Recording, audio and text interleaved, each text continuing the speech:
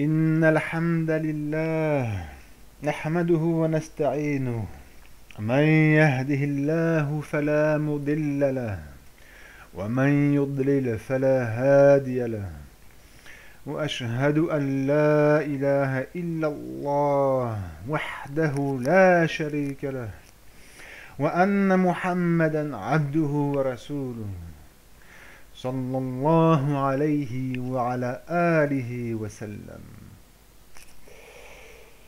Amma ba'd. Donc nous commençons le cours numéro 14 dans les cours du Tawhid sur le livre qui s'appelle Al-Wajibat al-Mutahattimat al-Ma'rifata ala kulli muslimin wa muslima. Les obligations qui incombent à chaque musulman et musulmane de connaître. Et nous sommes maintenant à l'épître qui s'appelle Nawaqidul Islam, les annulations de l'islam. Ce petit livre qui est, comme pour tous les petits livres que nous lisons dans ce recueil de livres, dans ce recueil d'épîtres du Cheikh Muhammad ibn Abdul Wahhab, rahimahullah. Donc nous commençons, Inch'Allah, ce livre qui s'appelle Nawaqidul Islam. Les annulations de l'islam. Nawaqid, c'est le pluriel de naqid, du verbe naqad. Naqad, qui annule l'islam. C'est-à-dire qu'une personne qui est musulmane, donc qui atteste qu'il n'y a pas de divinité par droit sauf Allah, et que Mohammed est son messager, d'accord, donc qui est une personne qui est musulmane, peut devenir mécréante, cette personne peut devenir mécréante, on l'appellera murtad, apostat.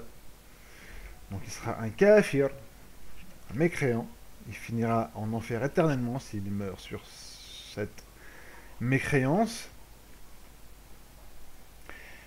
même s'il pense que cette personne est toujours musulmane, d'accord?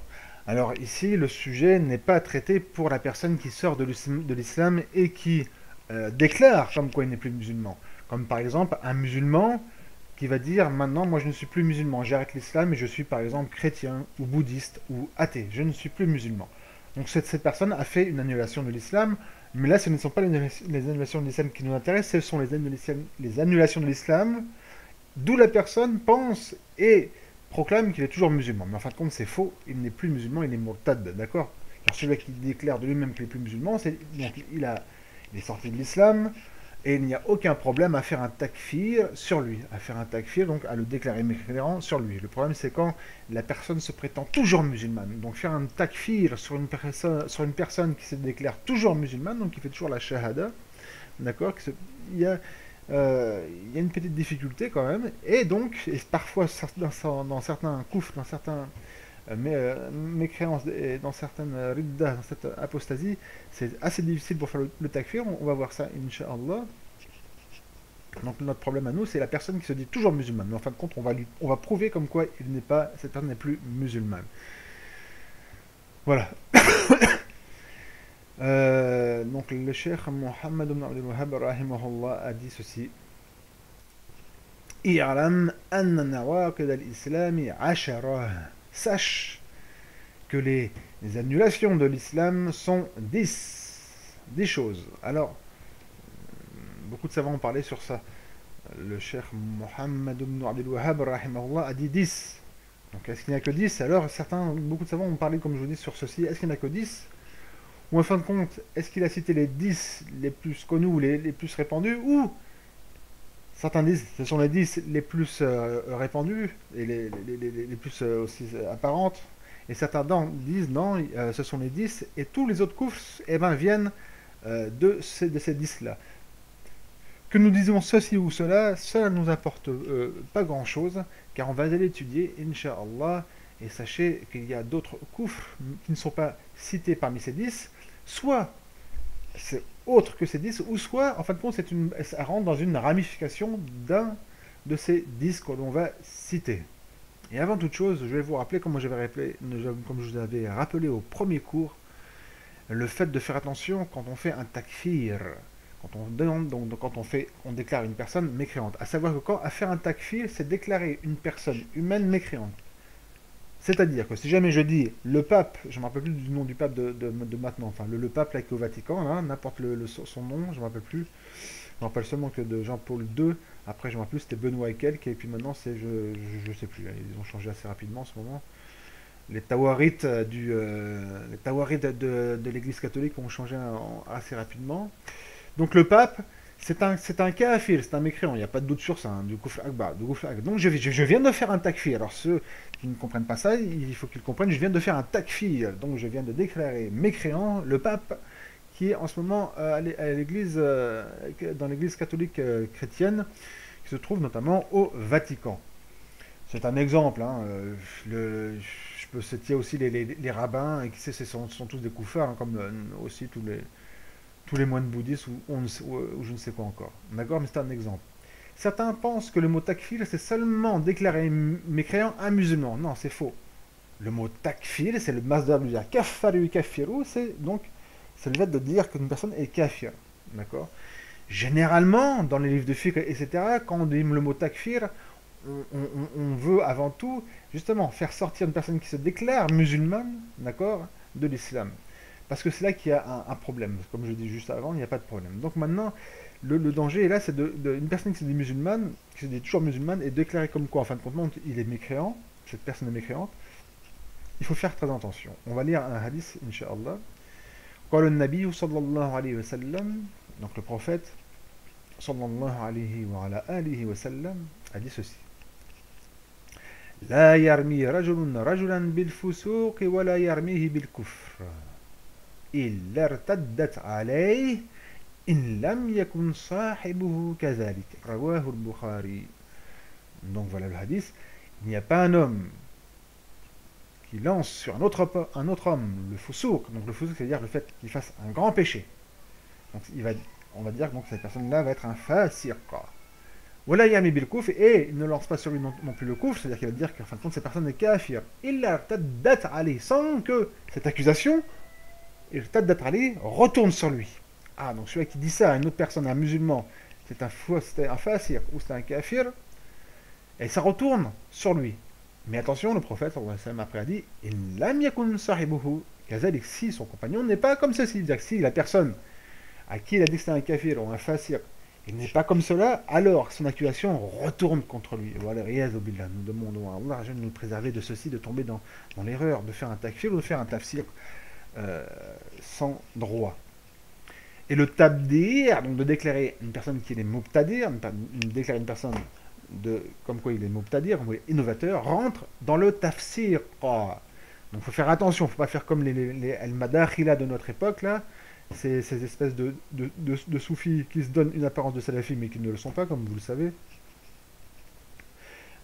qui font du tabdir, mais vraiment sur tout le monde et sur n'importe qui et n'importe comment. Et ben, il faut qu'ils sachent que ceci va retourner contre eux.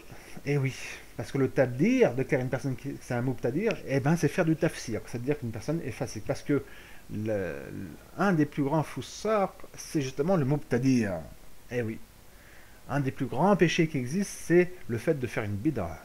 Donc il faut faire attention, on ne dit pas à une personne comme ça, lui c'est un mubtadir, il faut faire attention, il y a des conditions, comme pour le takfir, il y a des conditions.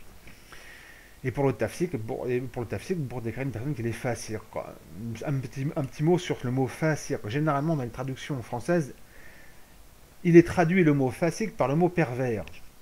Alors personnellement, moi je n'utilise pas et je suis contre cette traduction. Bon, mais je ne suis pas en guerre contre ceux qui font cette traduction, mais je n'aime pas cette traduction parce que le mot pervers, en français, c'est lié au sexe pervers sexuel. Alors le fasir, c'est celui qui fait un kabir min al-kabir, celui qui fait un grand péché parmi les grands péchés. Est-ce qu'en français on dit que par exemple une personne qui vole, qui a volé, c'est un pervers? On ne va pas dire ça, c'est pas un pervers. Par contre, il a fait un grand péché. Donc en arabe, on appelle ça un fasir. Celui qui fait, qui ment. On va pas dire que, est-ce qu'on dit que c'est un pervers? Celui qui fait n'importe quel péché, grand péché parmi les grands péchés. Donc, et le mot fasarqa, linguistiquement, veut dire sortir des limites. Fasaka an tariqa. Donc la personne est sortie de la route, de la voie. Fasaka, elle est sortie. D'accord? Par contre, il a transgressé les lois. Donc moi, je préfère traduire par transgresseur. D'accord. Mais si on pouvait garder le mot fasir comme on garde en français pour par exemple le mot kafir, ça serait bien. Fasir, veut dire celui qui fait un grand péché parmi les grands péchés. Ceci, bon, c'était une petite parenthèse. Donc là, je viens juste de lire. Il est rapporté par Al-Bukhari et c'est dans son Sahih le numéro 6045. Et j'en profite aussi pour, Inch'Allah, redire la parole que l'on avait vue au début, je crois que c'était au premier cours, au deuxième cours, hein, la parole de cet imam qui était parmi les savants du mazhab al-malikiste, donc c'était un maliki, c'est Al-Qadi al-Iyad. Al-Qadi al-Iyad qui est décédé en 544, rahimahullah, en 544 de l'Hégire. Donc ça va faire un peu moins de 1000 ans, ça va en faire 900 ans. Dans son livre Al-Shifa, au tome numéro 2, à la page 277. Et il a dit, en parlant des al-ulama al-muhaqqiqin, les savants qui vérifient, les savants qui étaient pointus sur les choses, qui vérifiaient tout. D'accord. Il a dit ceci. Excusez-moi. Inastibahata dima'il musallin al-muwahhidin khatar. Certes, rendre mubah, donc rendre autorisé le sang des prieurs, de ceux qui prient, al-muwahhidin, donc les muwahhidin, les monothéistes, c'est-à-dire les musulmans, khatar est un danger. Pourquoi? Parce que, comme on a vu le hadith du prophète, si jamais on dit à une personne que c'est un kafir, et que ça n'y est pas, ça revient sur la personne. D'une chose, et de deux, il ne faut pas oublier aussi que quand on dit qu'une personne est kafir, murtad, est apostat, ça veut dire quoi? Ça veut dire que son sang, eh ben, il devient halal. C'est-à-dire qu'il est autorisé de le tuer. Et son argent aussi, son argent est halal. D'accord. Donc, son sang peut être versé. La personne qui déclare comme qu'on est mécréant, eh ben, il peut verser son sang, c'est-à-dire qu'il peut le tuer. Et pour lui, enfin, il n'a pas de péché parce qu'il a tué un kafir, un murtad, un apostat. Donc, c'est dangereux. Il faut faire attention aussi sur ce point-là de déclarer takfir, le takfir sur une personne qui est musulmane sans droit. Ensuite, Al-Qadi Iyad, en citant la parole des savants vérificateurs,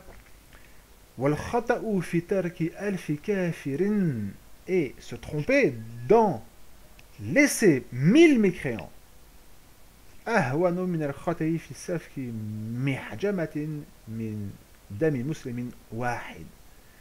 est plus léger, d'accord, est plus faible, est plus gelé, plus faible que de se tromper dans le fait de faire couler la mesure d'un gobelet de sang qu'on se sert pour la hijama, d'accord, pour les ventouses, d'un seul musulman. Alors, pour ceux qui ne comprennent pas ça, ça veut dire que quand il vaut mieux, par exemple, il y a 1000 personnes qui se disent musulmans, mais en fin de compte, c'est des mécréants, ils cachent leur mécréance, mais on n'est pas sûr. Alors, on va se tromper, on va dire non, ces 1000 là, ils sont musulmans. En fin de compte, on s'est trompé, et c'était des mécréants. Ils cachaient leur mécréance, mais on n'était pas sûr.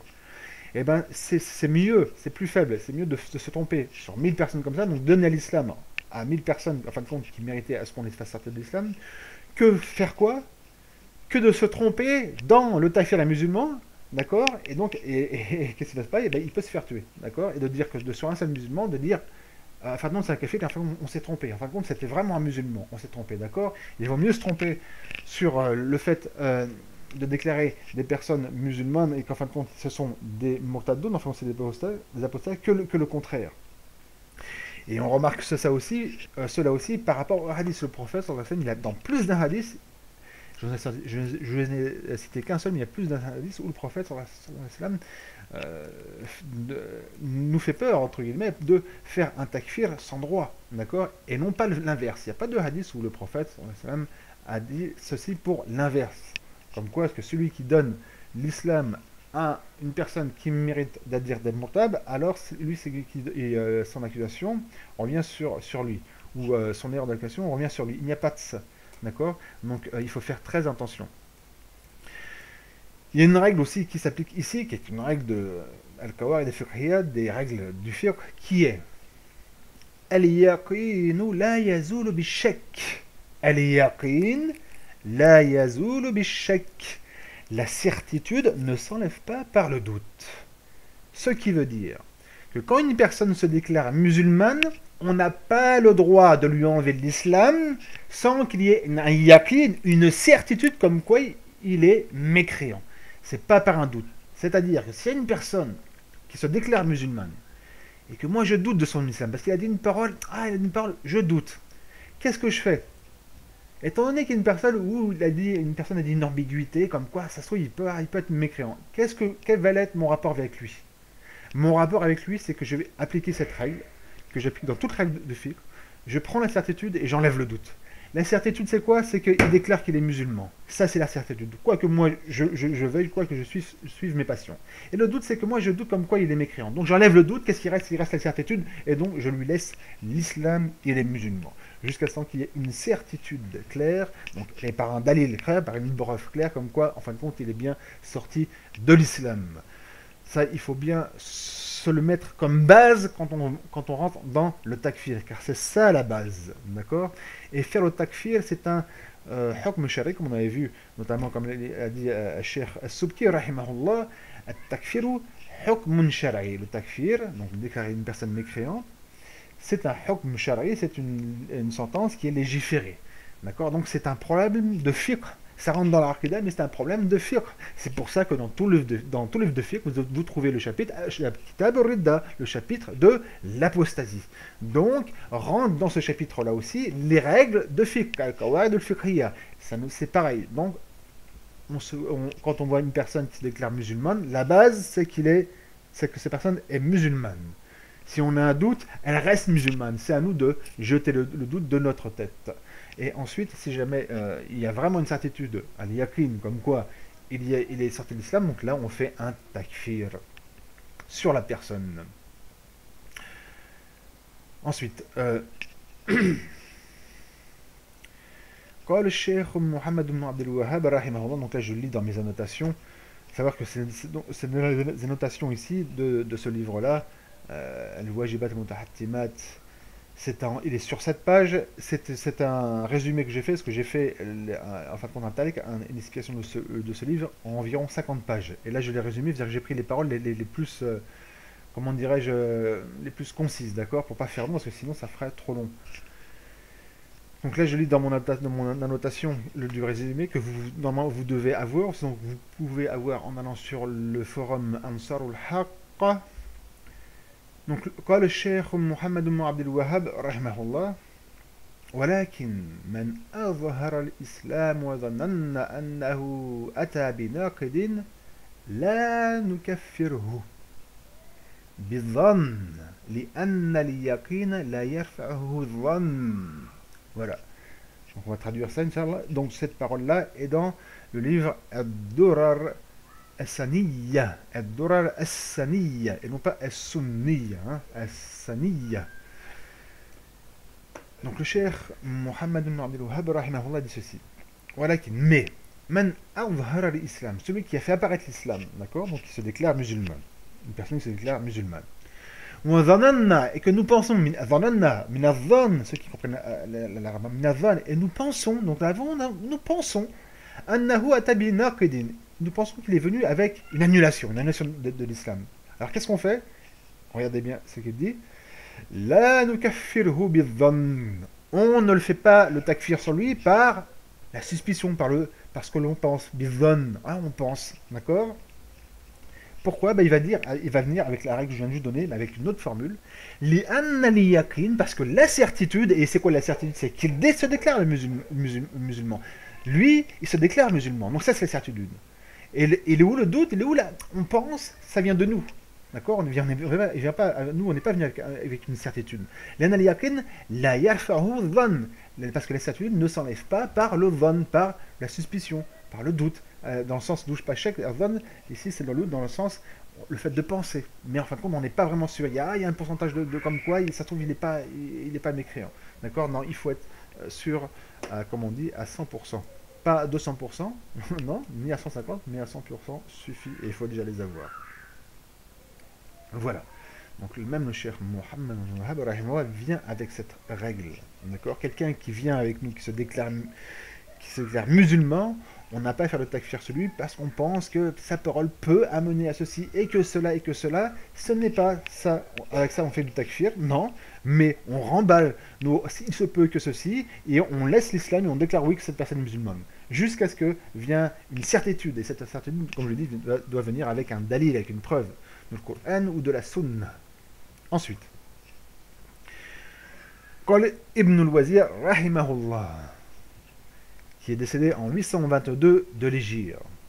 Vous remarquerez, Inch'Allah, que je viens avec beaucoup de paroles de savants qui ne sont pas de cette époque. Ou alors qui veulent être de cette époque, mais qui sont morts depuis quelque temps, et qu'en fin de compte, pas grand monde peut remettre en question leurs paroles. Je ne viens pas avec une parole de Kol Cheikh Abu Mohammed al-Maqdisi, par exemple, ou autre. Non, je viens avec des paroles que même, par exemple, les Mourjias de cette époque, tels que les Madakhila ou autres, ne peuvent pas remettre en question, ne peuvent pas dire non, les savants que tu cites, ce sont des Muqtadi'a ou quoi, sinon ils se font jeter, mais d'une grande force. D'accord. Notez bien ceci, d'accord. Les savants que je cite, c'est pas des savants qui sont normalement encore vivants, c'est ceux qui sont morts, décédés, et depuis assez longtemps, et qui sont reconnus notamment par ceux qui se prétendent salafis, ceux qui se prétendent de la darwa de Cheikh Mohammed ibn Abdul Wahhab, mais qui en sont loin, qui s'en écartent de plus en plus. Voilà, ya'adhu billah. Donc le Cheikh Ibn al-Wazir, rahimahullah, qui est décédé en 822 de l'Hégire, d'accord, donc ça fait quand même plusieurs siècles, a dit ceci. Et c'était pas un khariji ou quoi que ce soit, ou un takfiri ou je ne sais quoi encore. Inna takfir sam'iyun mahd. Certes, le takfir, donc là il parle de takfir, il va dire quoi? C'est une fitna, c'est quoi comme dit les madakhila à toujours dire ça? Eh ben non. Le takfir, il dit, le takfir est sam'iyun mahd, est une chose qui vient de l'écoute, qui est écoute mahd pure. Il veut dire quoi ça c'est un terme technique qu'il faut savoir quand on fait notamment on étudie le fiqh et sous le fiqh, sam'i, ça veut dire que ça vient de ce qu'on a entendu, c'est-à-dire que de la parole d'Allah et du prophète. C'est le contraire de aqli, de la logique. C'est-à-dire qu'on ne fait pas un takfir par notre logique. Vous entendez bien, s'il y a des madakhila qui m'entendent ici, je leur parle à eux. Vous m'entendez bien, c'est pas par votre logique à vous. C'est Allah Azzawajal qui décrète qui doit être mécréant, qui doit être murtad ou pas, ainsi que son prophète, sallallahu alayhi wa sallam. C'est pas votre logique à vous qui est totalement biaisée. Qu'on se le dise. Des mourjias que vous êtes. Donc, Ibn Wazir, rahimahullah, il dit bien, inat takfir, il ne dit pas que le takfir c'est une fitna, etc. Mais au contraire. Inat takfir, sam'ay mar, c'est une chose donc qui est écoutée, mais là, quand je dis dans le sens écouter, ça veut dire qu'il vient du Coran de la Sunna, d'accord? Et non pas du aql, et non pas de la raison. Mahd pur. Ensuite, il insiste et il dit la madkhala lil aql fihi. Il n'y a pas de rentrée pour l'aql, pour la raison, dedans. C'est-à-dire que votre raison, vous les jetez. D'accord? On suit le Coran et on suit la Sunna, même dans le takfir, que ça vous plaise ou non. D'accord? La madkhala lil aql fihi. La madkhala lil aql fihi. Il n'y a pas d'entrée pour la raison dedans. D'accord? Donc si Allah Azza wa Jalla et son prophète ont déclaré, ont décrété que celui qui ne fait pas la prière, qui a délaissé la prière, qui n'en fait aucune, c'est un kafir, et bien vos règles, à vous des mourjias que vous mettez, on n'en a rien à faire. Nous, on suit Al-Qur'an et la Sunna. Comprenez-le bien, et ainsi que pour tout autre kufr qui est clair et net dans le Qur'an et dans la Sunna. Ensuite, Ibn al-Wazir, rahimahullah, continue et dit ceci. Et certes, la preuve sur la mécréance, donc la preuve pour déclarer une chose est une mécréance, la yakun illa sam'iyan qat'iyya. Et là, il dit bien, l'argument ne doit être que sam'iyya, donc sam'iyya c'est le contraire de aqliya, c'est-à-dire qu'il ne faut pas que ça soit par la logique, sam'iyya, mais donc ça doit venir par l'écoute, c'est-à-dire par le Coran et la Sunna. D'accord? Qat'iyya. Et qat'iyya, c'est-à-dire net, ça veut dire que c'est pas par rapport avec un hadith d'Aïf, il faut que le hadith soit sahih. D'accord? Il faut qu'elle soit nette. La preuve doit être nette. Il ne doit pas avoir d'ambiguïté dedans. Voilà, et en plus, et à la fin il dit voilà, nizar fi dhalik. Et il n'y a pas de divergence dans ceci. Oh les murji'a il n'y a pas de divergence dans ceci. C'est vous qui venez avec des bid'a à notre époque. Vous venez dans les bid'a, donc takfir wa iyadh billah. C'est dans son livre qui s'appelle Al-Awasim, au volume 4, à la page 178. Maintenant, nous allons, excusez-moi, dire ce que beaucoup disent aussi, mais après ne donnent pas l'explication. Combien de personnes disent pour faire le takfir, faire attention, il y a des shurut, il y a des conditions, il y a des mawanir et il y a des interdictions.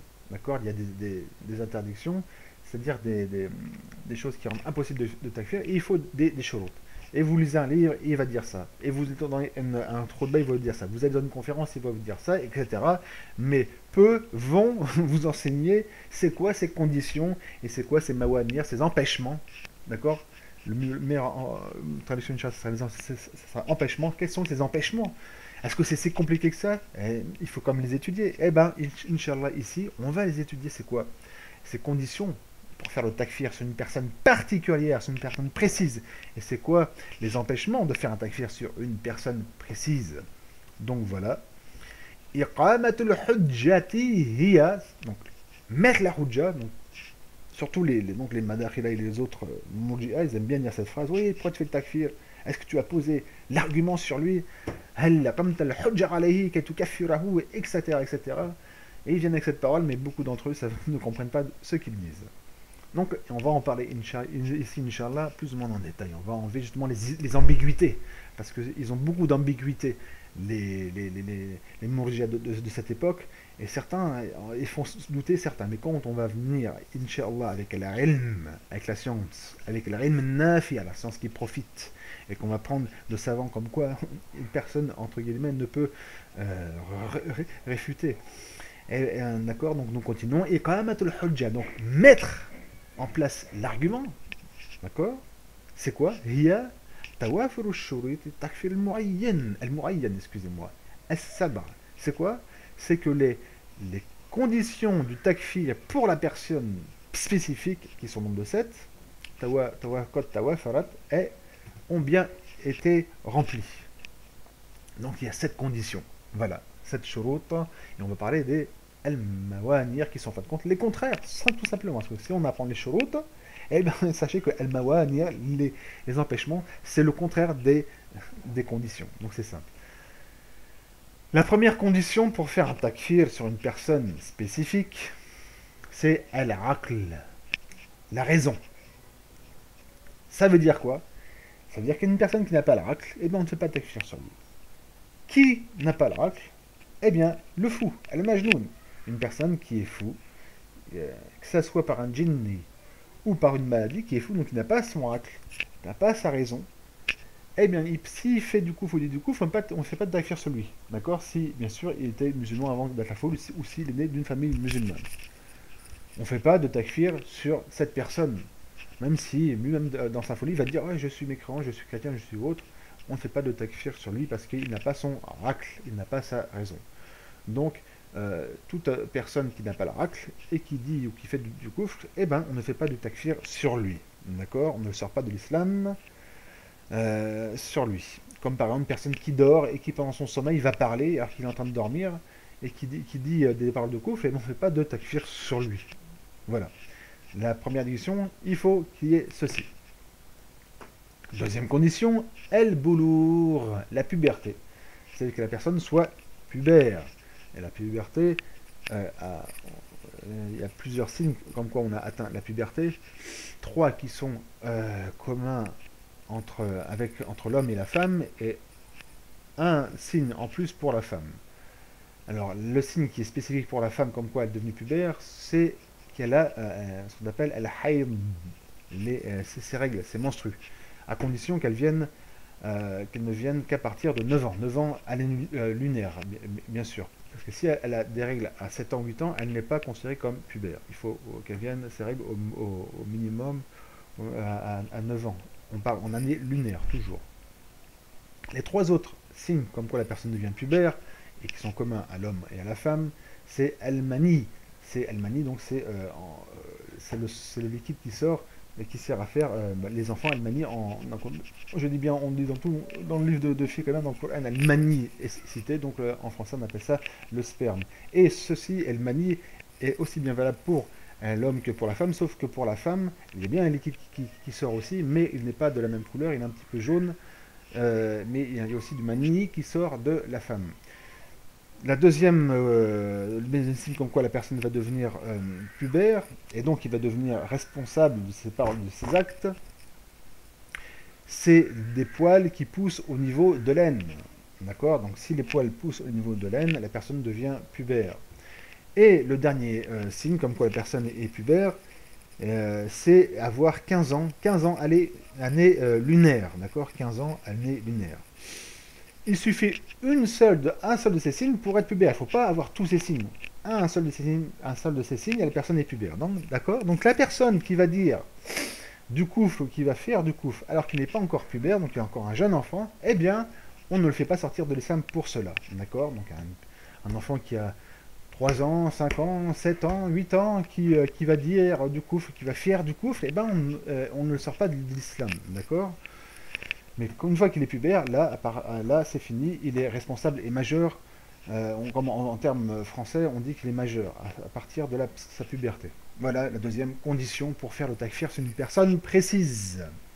La troisième condition pour faire le takfir sur une personne précise, c'est al-ilm. La science, ici, on veut dire la connaissance. C'est-à-dire connaissance que cette chose-là, eh bien c'est du coufre.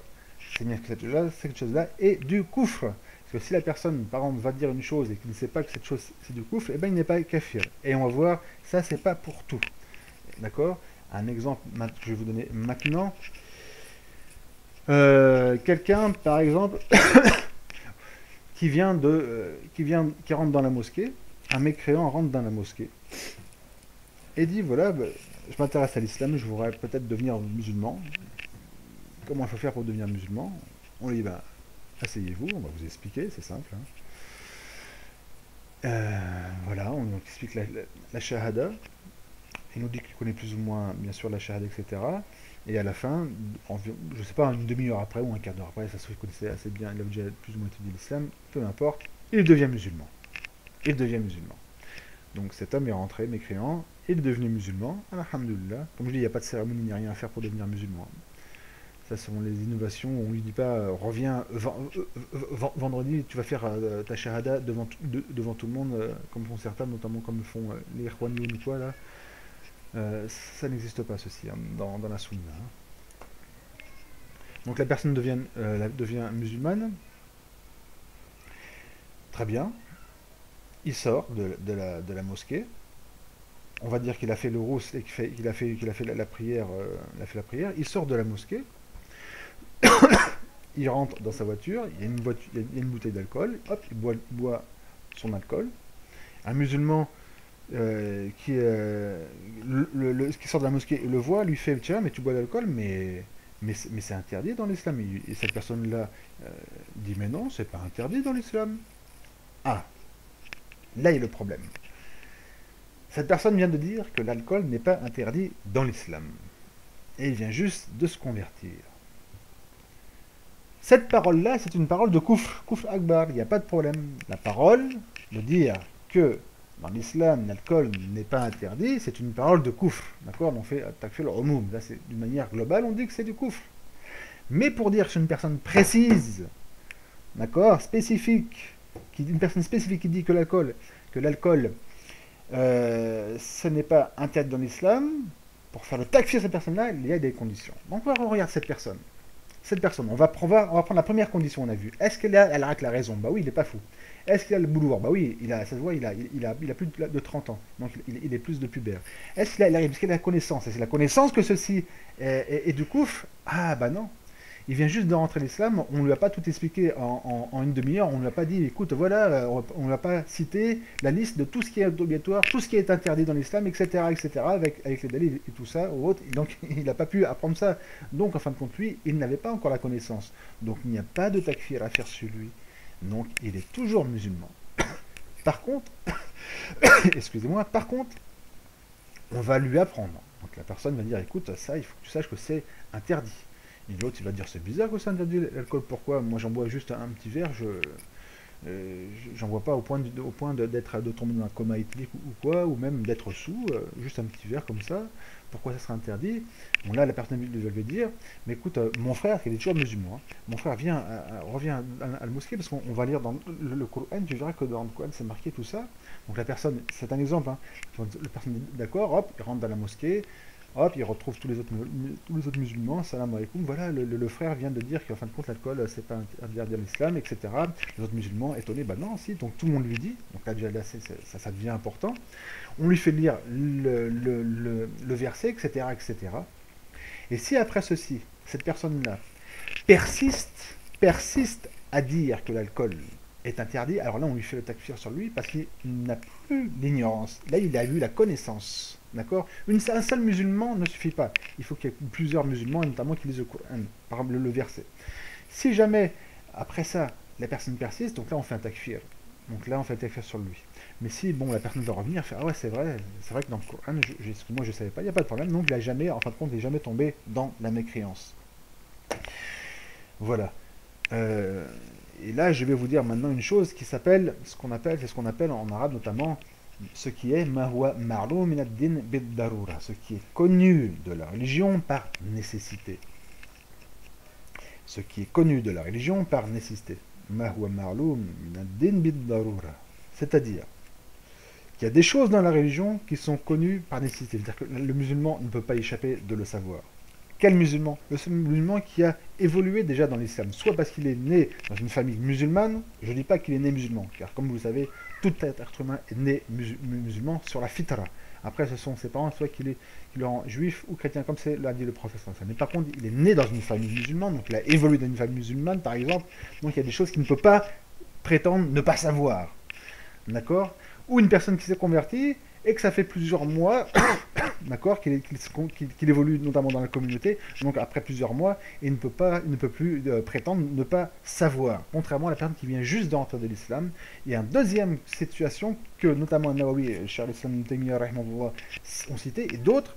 La deuxième cas de situation, c'est une personne qui est née dans une famille musulmane, qui a évolué aussi dans une famille musulmane, d'accord, mais que par exemple, dans un petit village qui est éloigné de toute civilisation et autres, et certaines séances n'ont pas pu lui arriver, d'accord. Donc là, on l'excuse si jamais il renie une chose qui est connue de la religion par nécessité, mais en fin de compte, il était tellement éloigné dans la montagne, très loin, pas d'électricité ni rien, et il n'y a jamais eu de personnes de plus ou moins de sciences ou qui a étudié et qui lui ont enseigné des choses. Donc là, on ne fait pas de takfir sur eux, il faut d'abord leur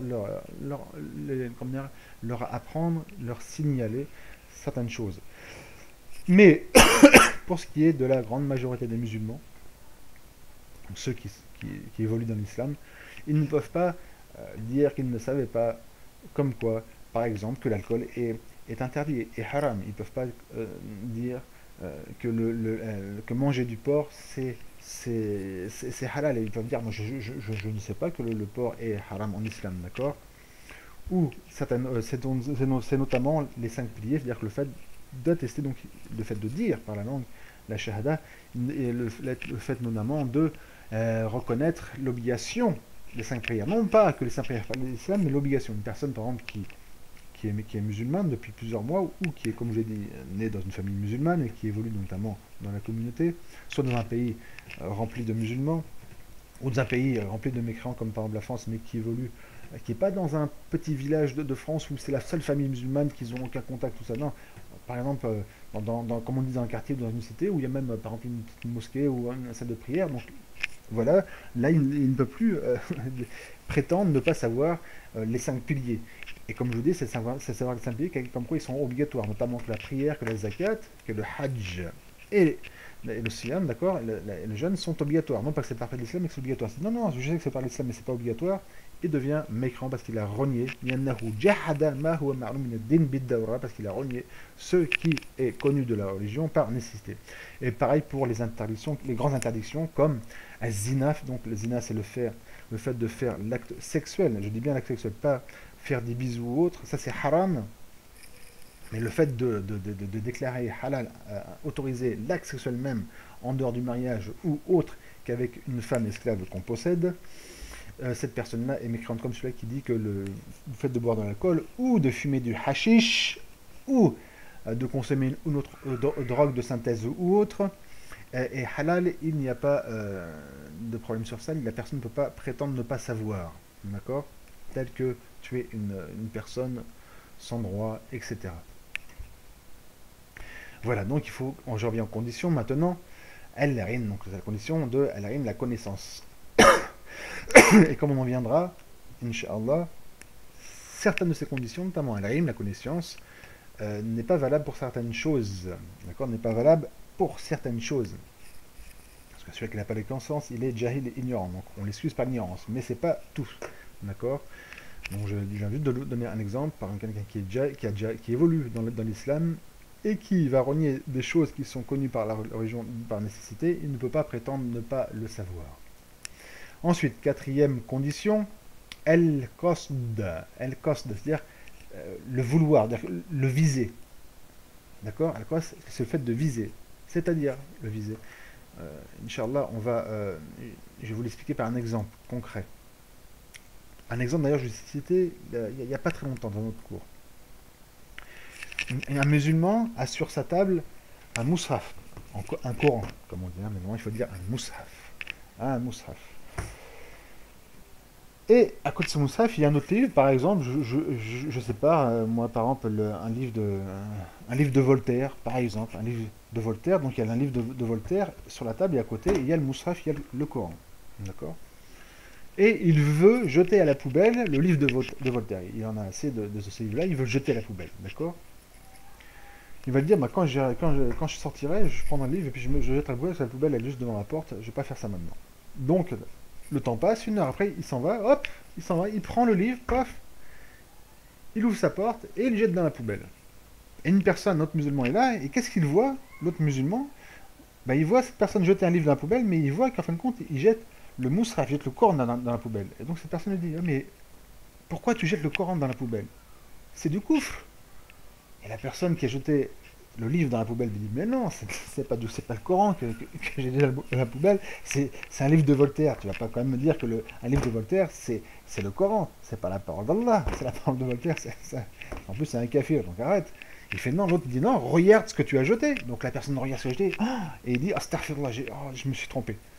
D'accord, je me suis trompé, enfin, je voulu jeter le livre de Voltaire, enfin, c'est le Coran jeté, donc il va, bien sûr, il va se sentir mal, il va prendre le Coran, il va l'enlever de la poubelle, et il va prendre le livre du kafir, du mécréant de Voltaire, là, et il va le jeter dans la poubelle. Parce que je sais, sauf par preuve, hein, Voltaire est un kafir. Mais si on m'apprend la preuve comme quoi Voltaire était musulman, il n'y a pas de problème, je déclare comme quoi il est musulman. Jusqu'à preuve du contraire, c'est un kafir. Wallahu ta'ala a'lam. D'accord? Donc voilà. Cette personne a jeté le Coran dans la poubelle. Concrètement, il a jeté le Coran dans la poubelle. Et ça, c'est un acte de kufr. Mais est-ce qu'il est kafir? Eh non. Pourquoi? Parce qu'il n'avait pas le qasd. C'est-à-dire qu'il n'a pas voulu ceci. Il s'est trompé. Il n'a pas voulu ceci. Ça, c'est el qasd. Un dalil parmi la sunna, parmi donc, un hadith notamment qui est sahih, qui est assez connu, donc vous devez connaître, c'est le hadith où une personne était dans le désert avec sa monture, il s'est reposé, et quand il s'est réveillé, ben, sa monture était partie, et là il a commencé à chercher, il l'a pas trouvé, il a dit c'est bon, je vais mourir à pied dans le désert, je ne vais pas pouvoir survivre, je vais mourir. Donc il s'est allongé, il a commencé à dormir, hop, et il se réveille, et qu'est-ce qu'il voit? Il voit sa monture. Et là, qu'est-ce qu'il a dit? Ya Rabbi, Ana abduk wa anta Ana rabbuk wa anta abdi. Il a dit quoi? Oh, Allah, il lui a dit quoi? Tu es mon esclave et je suis ton maître. Il a dit ça à Allah. Et comme a dit le prophète, il a dit ça à cause de quoi? À cause de la grandeur la grandeur de sa joie. Il s'est trompé. Il a dit, oh Allah, tu es mon esclave et je suis ton maître. Ça c'est de coufre. Quelqu'un qui dit ça c'est de coufre. Donc il a bien dit une parole de coufre. Mais il n'a pas fait. Mais il n'est pas kafir, il s'est trompé. il n'a pas eu le cost, il n'a pas eu le but qu'il avait de sa parole, c'était pas ça, il s'est trompé, d'accord. Ça, comme on dit, sa licène a fourché, sa langue a fourché, d'accord. Donc ça, cette personne-là n'est pas kafir, bien qu'elle a dit une parole, subhanallah, de kouf, comme il est difficile de dire une parole de kouf plus grande que celle-ci, dire à Allah Azawajal, oh Allah, tu es mon esclave, moi je suis ton maître, subhanallah, pour trouver une parole plus grande dans le couvre, c'est difficile, mais pourtant, il a bien prononcé ceci, mais il n'est pas devenu mécréant. Pourquoi? Parce qu'il n'a pas voulu ceci. En fait, il voulait dire le contraire, mais il était tellement content qu'il s'est trompé. Il a voulu dire, tu es mon maître et je suis, moi, ton esclave. Voilà. Donc il faut, donc ça c'était la quatrième condition. Mais nous allons nous arrêter ici, Inch'Allah.